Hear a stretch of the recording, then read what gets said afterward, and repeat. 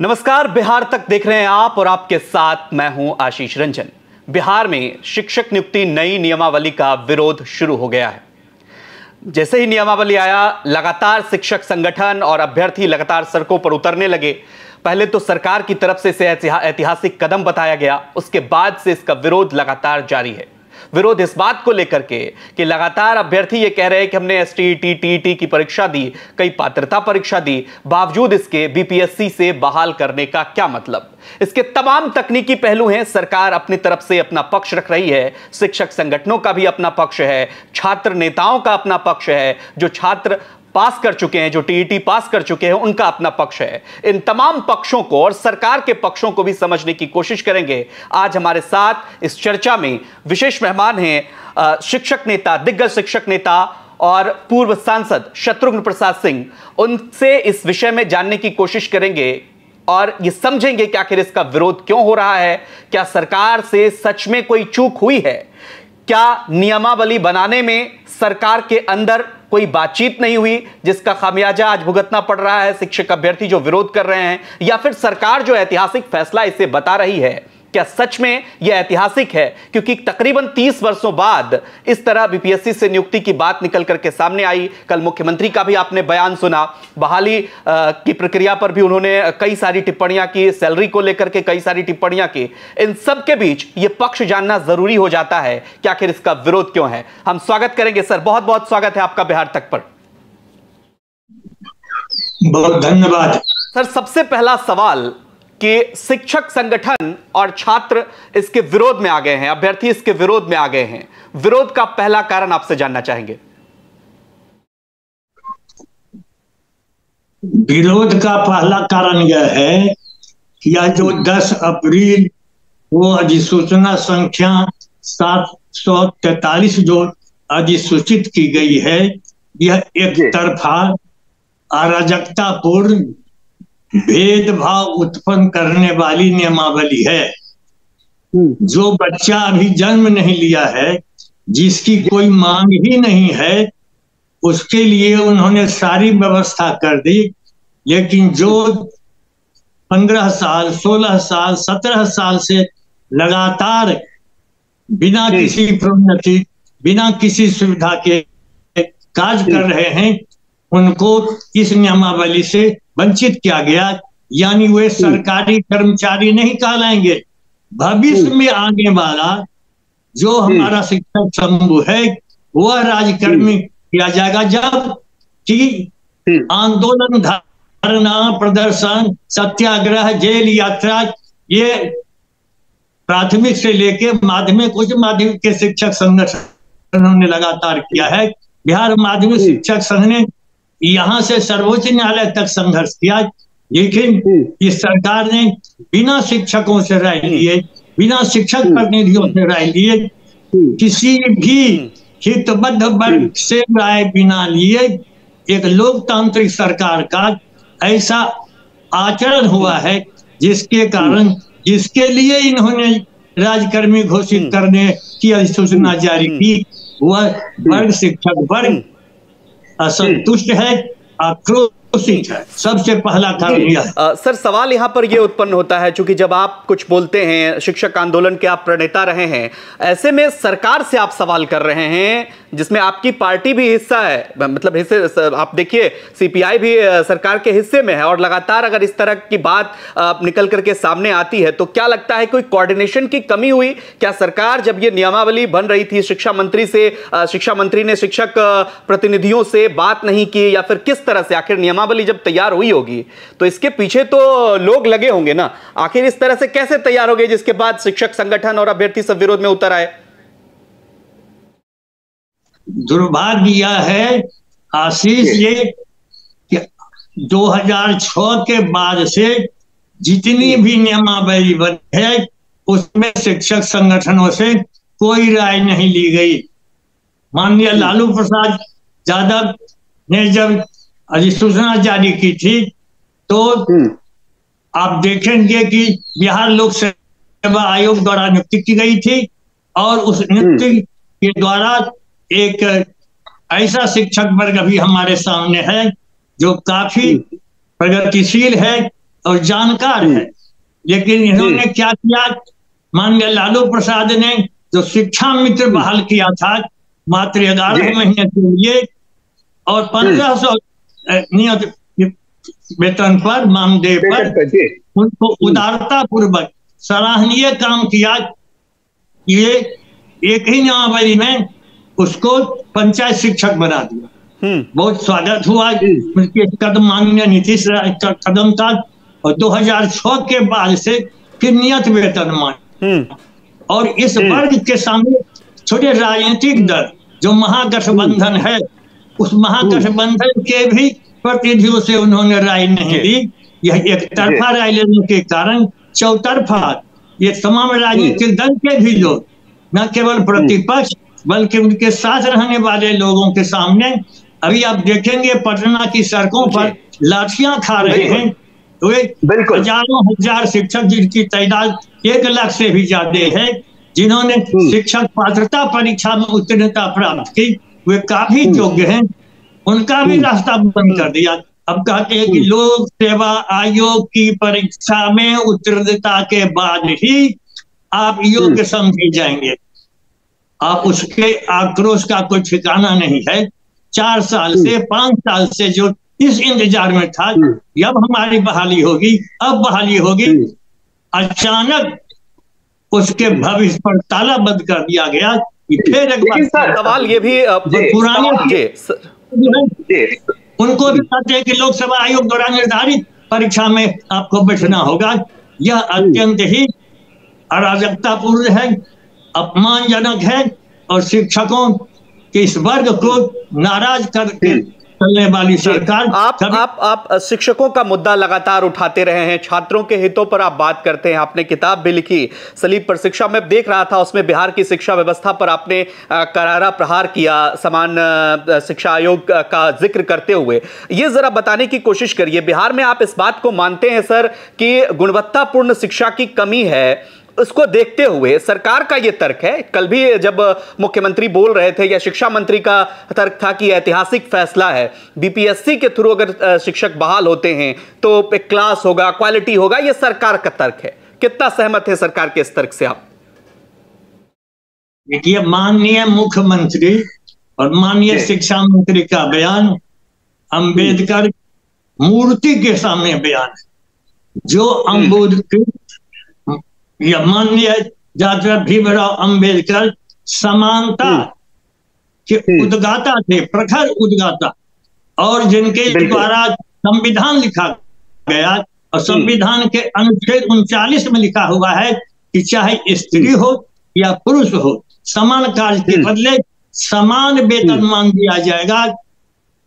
इस अनुच्छेद का उल्लंघन करने वाले माननीय मुख्यमंत्री, शिक्षा मंत्री कहते हैं अभी जो काम कर रहे हैं वो खूब लगा करके मन भरा करके पढ़ाएं, हम उनको भी वेतन बढ़ाते रहेंगे, लेकिन आने वाले जो शिक्षक हम बहाल करेंगे उसको करेंगे लोक सेवा आयोग की परीक्षा के आधार पर।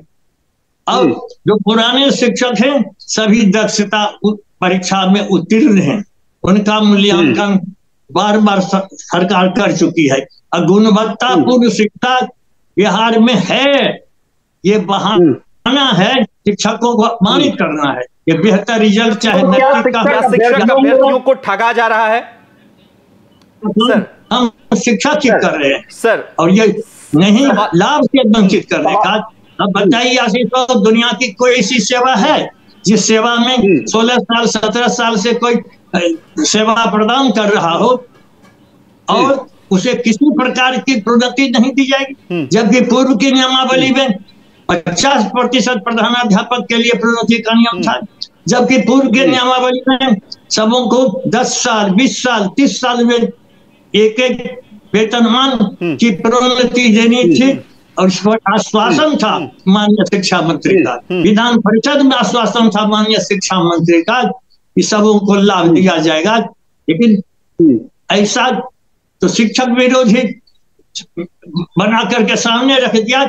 शिक्षकों को जिंदगी भर किसी प्रकार की प्रोन्नति का लाभ नहीं मिलेगा। सवाल यही है ना, जब आप ये बात कह रहे हैं, जब आप ये बात कह रहे हैं तो ये सरकार पर सवाल है, महागठबंधन सरकार पर सवाल है। और सवाल देखिए जब चूंकि उठ रहा है तो आपको क्या लगता है, क्या ये सरकार, वर्तमान सरकार, क्योंकि उम्मीदें बहुत थी लोगों को, वादे बहुत थे, 10 लाख नौकरियों का वादा था, क्या अभ्यर्थियों को ठगा जा रहा है? पटना की सड़कों पर से जो तस्वीरें निकल करके सामने आई, आरजेडी दफ्तर से जो तस्वीरें निकल करके सामने आई, शिक्षा मंत्री के आवास से जो तस्वीरें निकल करके सामने आई, लगता है उनकी उम्मीदों पर पानी फिरता दिख रहा है। बतौर शिक्षक नेता आप ये मानते हैं कि महागठबंधन सरकार से चूक हुई है इस मामले में?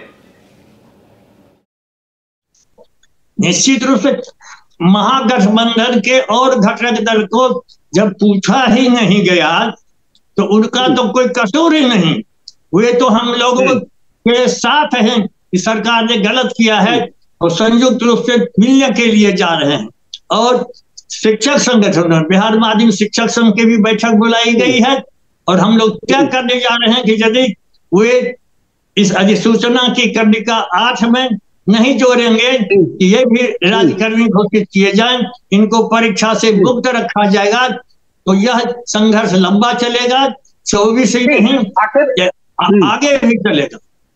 नहीं, निश्चित रूप से जब आप ये सवाल उठा रहे हैं सर है कि बीपीएससी परीक्षा के जरिए जो पास होंगे उनको राज्यकर्मी का दर्जा दिया जाएगा, इसको लेकर के आप आगे की मुहिम क्या होगी? क्योंकि आप एक शिक्षक वर्ग को नेतृत्व कर रहे हैं, महासचिव हैं आप, ये सवाल मौजूद हो जाता है आज के दौर में, चूंकि लगातार शिक्षक संगठन इसका विरोध कर रहे हैं। हाँ, सरकार की तरफ से जरूर काउंटर किया जा रहा है कि नहीं, गुणवत्तापूर्ण शिक्षा के लिए यह कदम उठाया गया है। जरा गुणवत्तापूर्ण शिक्षा को भी समझाइएगा। जो आप कह रहे थे कि बिहार में गुणवत्तापूर्ण शिक्षा है लेकिन सेशन लेट होता है सर, यह भी सवाल है। कई सारे अभी चूंकि लाइव हमारे साथ लोग जुड़े हुए हैं, वो कमेंट कर रहे हैं कि बिहार में शिक्षा की स्थिति बद से बदतर है। उच्चतर शिक्षा की बात कर लें तो सेशन लेट, लगातार कई जगहों पे प्रोफेसर नहीं है, तमाम चुनौतियां हैं सर। इन चुनौतियों से कैसे पार पाया जाए? क्या सरकार खुद जवाबदेह है? जो विश्वविद्यालय महाविद्यालय में पद की रिक्ति है वो माननीय लालू प्रसाद यादव की सरकार से लेके माननीय नीतीश कुमार तक पदों की रिक्तियां भरी नहीं जा रही हैं। और उच्च माध्यमिक, माध्यमिक, प्राथमिक में भी पदों की रिक्तियां हैं लाखों में। आप शिक्षक की नियुक्ति करेंगे नहीं, अब खोजेंगे कि हम गुणवत्तापूर्ण शिक्षा चाहते हैं, कैसे होगा गुणवत्तापूर्ण शिक्षा?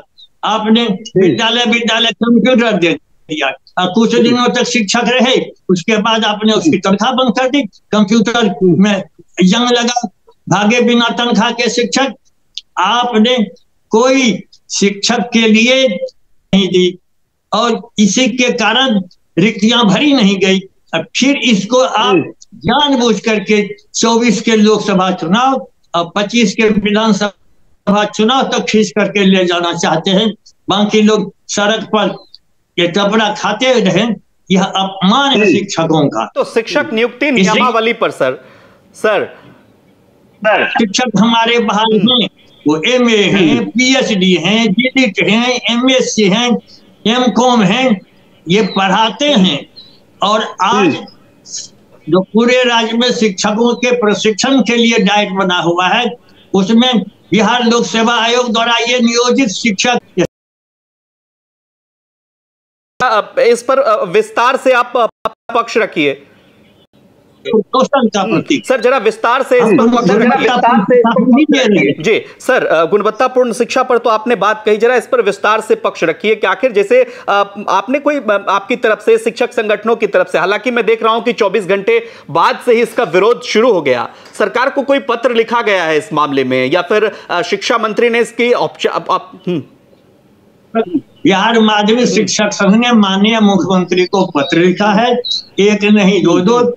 माननीय उप मुख्यमंत्री तेजस्वी यादव को बार बार पत्र लिखा है और कहा है कि आपने अपने चुनावी घोषणा पर वेतन दिया जाएगा और सबों को सरकारी कर्मचारी की सुविधा दी जाएगी।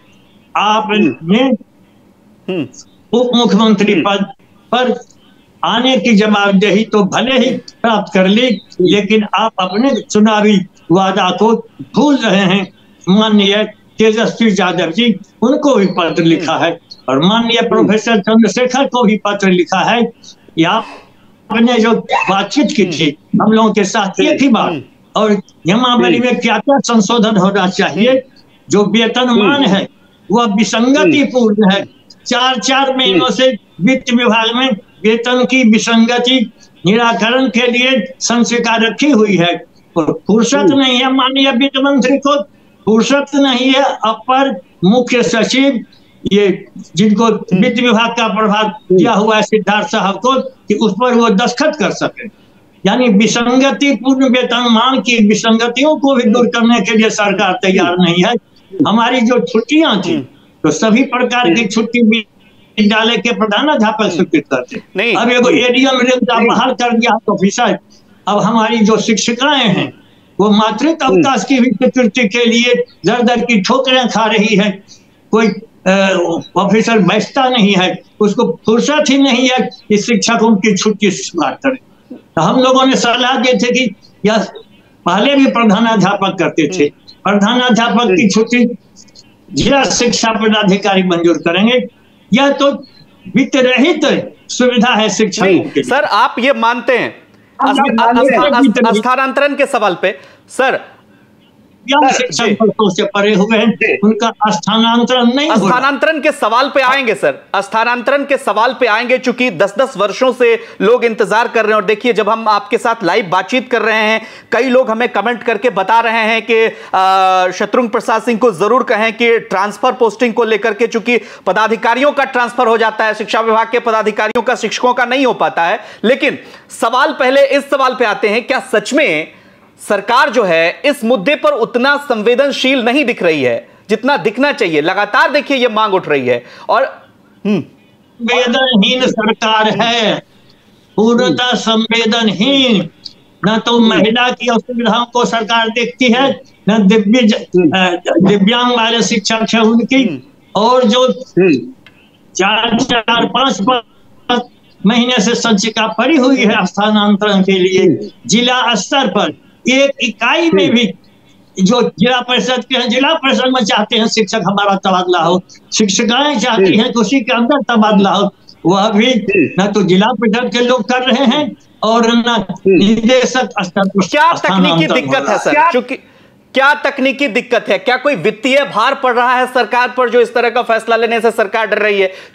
वित्तीय भार नहीं, जानबूझ करके या पहले बहाली कर लेते हैं, पहले रिक्ति मंगा लेते हैं, यही बहाना 4 साल 5 साल से हो रहा है। फिर कहता है कि 7वां चरण पूरा होगा तब, यद्यपि शिक्षा मंत्री बार बार विभागीय पदाधिकारी को आदेश दे चुके कि पहले हम स्थानांतरण करेंगे, लेकिन विभागीय पदाधिकारी भी ऐसा आरंगेबाज है, ऐसा संवेदनहीन है कि संचिका पर बरसों से बैठा हुआ है, कोई दर्द नहीं। जब शिक्षा मंत्री चंद्रशेखर बिहार के कोई दर्द शिक्षा मंत्री प्रोफेसर चंद्रशेखर जब बने थे बिहार के, तो शिक्षकों में एक उम्मीद जगी थी कि शिक्षक समाज का कोई आदमी जो है वहां प्रतिनिधित्व कर रहा है। लेकिन आपको क्या लगता है कि इतनी छोटी सी बात आखिर शिक्षा मंत्री या फिर शिक्षा विभाग क्यों नहीं समझ पा रहा है? 6 महीने से ज्यादा का वक्त हो गया है, संवेदनशील आने के बाद तो विभाग नहीं करने दिया और शिक्षा मंत्री विभाग के सामने समर्पण कर दिया, सरेंडर हो गए और माननीय मुख्यमंत्री तक यह बात पहुंचाई गई, उन्होंने भी कुछ भी ध्यान नहीं दिया। जबकि पहले की नियमावली में स्थानांतरण का प्रावधान है और इस प्रावधान रहने के बावजूद स्थानांतरण नहीं हो रहा है। ठीक है, एक सवाल चूंकि और बनता है यहां पर, अगला कदम क्या होगा? सरकार से कोई प्रतिनिधिमंडल इस पर बातचीत करेगा? और अगर सरकार नहीं मान रही है इस चीज को, चूंकि अभी तो औपचारिक ऐलान इसका मतलब एक तरह से कहिए तो हो ही गया है, नियुक्ति नियमावली को लेकर के संगठन एकजुट हो रहे हैं, अगला कदम शिक्षक संघ का आपसे जानना चाहेंगे। लोगों ने सरकार से लिखित अनुरोध किया है, 1 सप्ताह तक इंतजार करने का हमने लिखा है अपने पत्र में।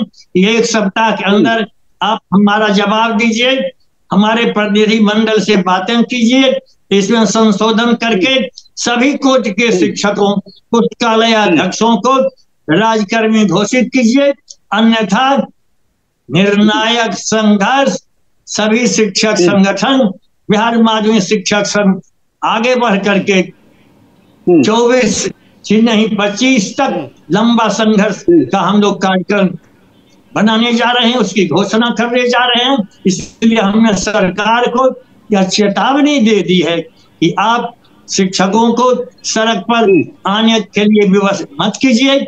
आप उकसावेपूर्ण आपने यह कार्रवाई की है, जानबूझकर शिक्षकों को आंदोलित किया है।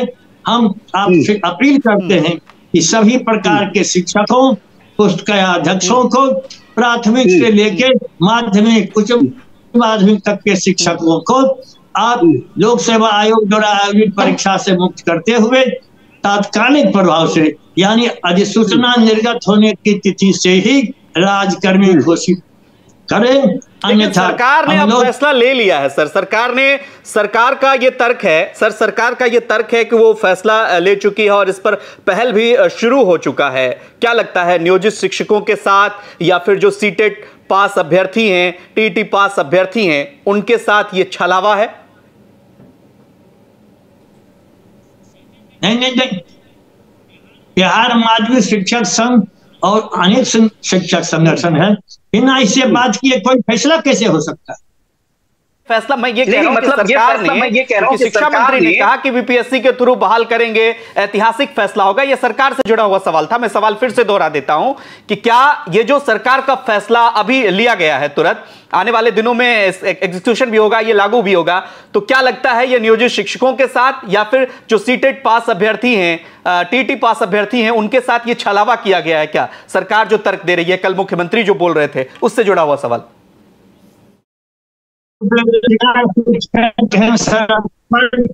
उनके साथ छलावा किया गया है और सरकार का शिक्षकों के प्रति छल ही नहीं, सरकार शिक्षकों को अपना दुश्मन मानती है।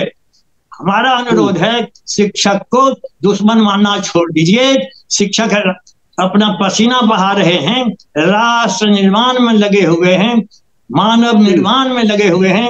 आप भविष्य के साथ खिलवाड़ करना बंद कीजिए। सवाल तो मतलब ये मानते हैं कि बीपीएससी के थ्रू इनकी बहाली नहीं होनी चाहिए, या फिर जो पुराने पहले की तरह बहाल किया जा रहा था, या फिर जिनका इतना लंबा अनुभव हो गया?